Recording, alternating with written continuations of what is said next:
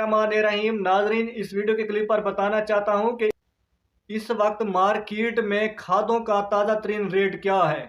नाजरीन, जो FFC company की जो खाद है उसका ताज़ा तरीन रेट यह है कि जो यूरिया है वो 5500 रुपये में, ज़बरदस्त यूरिया का जो रेट है वो 5799 रुपये में, और जो इसके अलावा दूसरी वगैरह यूरिया जो बहुत सी कंपनी की हैं उन यूरिया का रेट कम है।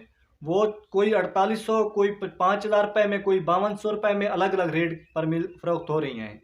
इस वक्त जो मार्केट में एंग्रो फर्टिलाइजर कंपनी की जो खाद आ रही है उसका रेट अपना है। अब एंग्रो फर्टिलाइजर की जो SOP पोटाश खाद है उसका रेट जो है 25 किलो वाली का 10,335 रुपये, और जो 50 किलो वाली का रेट है वो 11,450 रुपये है।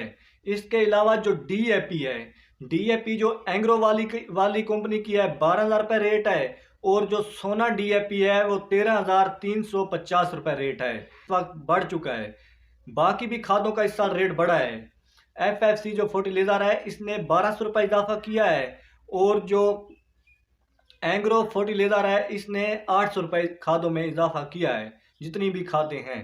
और इस वक्त जो मंडियों में गंदम का ताज़ा तरीन रेट है वो रहीम यार खान में जो सिंध की गंदम लॉन्च हुई है उसका रेट जो है 4,350 रुपये फी मन का लगा है।